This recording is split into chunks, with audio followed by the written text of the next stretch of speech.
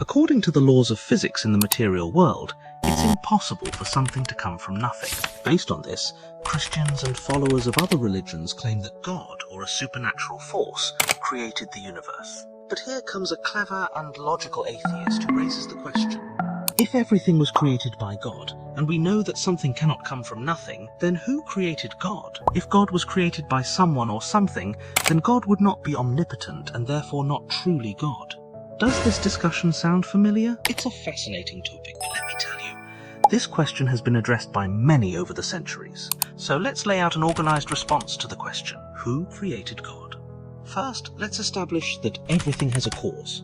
To explain simply, every animal experiences hunger. Why? Because their bodies need food to survive, which compels them to find ways to obtain it. As we see, everything is interconnected. The same principle applies to the creation and birth of living organisms. For example, for a lion cub to be born, there must be a physical connection between a male and a female lion, followed by a biological process that results in a cub. Congratulations, it's a boy! From this, we understand in this world, every event has a cause. It's therefore logical to assume that the existence of the universe also has a cause. This is why people conclude that this cause must be God. But here, our clever atheist asks, if everything has a cause, who caused God? A convenient response would be to say that God was created by another God. Let us call it the God of God. But our logical atheist won't stop there and will ask, who created the God of God? This creates a significant problem, as this approach leads us into an infinite loop with no resolution. To address this issue, a different approach is needed. Thomas Aquinas, in his Summa Theologica, argued that God is a necessary being because without such a being, no other world could exist. Simply put, God is the first cause and the ultimate reality from which all initial energy flows. Aristotle also supports a similar concept, aligning with the idea that every action has a cause. According to Aristotle, everything in the universe is in motion, and all motion has a cause. At the end of this chain of causes, there must exist a first cause, one that does not itself require a cause. To simplify further, let's imagine an ordinary man. He is no different from anyone else. He lives on Earth, let's say in London, is English, has a wife, children, and so on. Naturally, he is subject to the laws of the world he was born into. He needs food and the right conditions to survive. But now, imagine a being that exists beyond all of this, outside of time and space. It's easy to conclude that this being would not be subject to the laws of Earth or the universe, because he simply doesn't exist within their boundaries. Moreover, from a Christian perspective, if God created time, space, and the universe itself, it would be intellectually flawed to assume that the Creator is bound by the laws of his creation. Consider this analogy. A human designs a computer, which operates according to pre-written codes and algorithms created by that human. The same applies to websites, such as YouTube and its algorithms. For instance, if my video has a low average watch time and a poor click-through rate, it will receive fewer views. It's simple. Everything within this system obeys the rules its creator set. But our clever atheist doesn't give up and asks another sharp question. Fine, that makes sense, but how do we know that the universe must have a cause? What if it has always existed? This idea isn't new. Prominent philosophers, such as Bertrand Russell, suggested that the universe simply exists without any cause.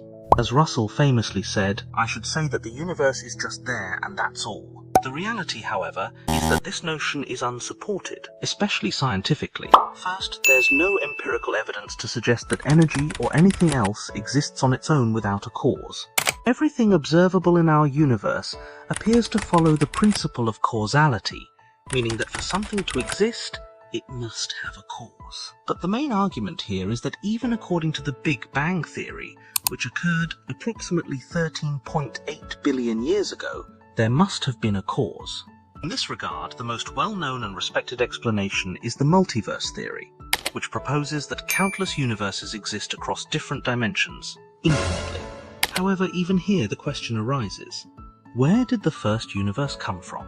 Our goal is to determine the origin of the first energy. So far, the only logical answer is a supernatural being, one that does not adhere to our material laws. To clarify once more, so there's no misunderstanding, in this universe every event has a cause, and this is scientifically proven.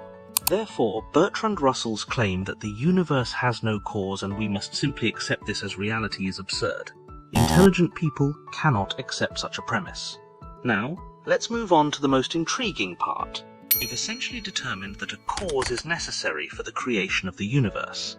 Furthermore, whoever caused the creation of the universe must exist beyond the physical laws of the material world. We call this being God.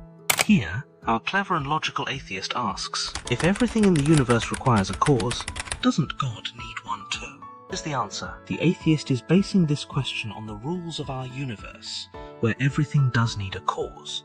But if God created the universe, he isn't bound by its laws. That's why we can't figure out God's nature using these same rules. What we do know is this. If God exists outside time and space, he can truly be the Alpha and Omega, the beginning and the end, since where there is no time, there is no beginning or end. At this point, our clever and logical atheist smiles and asks his final question in this dialogue. If time and space do not exist, then what laws does God follow, or where and when does he exist? And here we raise an eyebrow, rest our hand on our chin, think, and admit that we have no idea. Our reasoning is conformed to the laws of the world we live in. As for how a supernatural being exists, we know very little.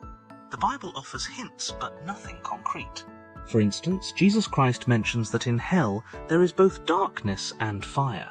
Logically, this seems contradictory, because darkness and light cannot coexist. This leads us to conclude that we don't know what happens in that realm. However, one thing is certain, time and space do not affect God.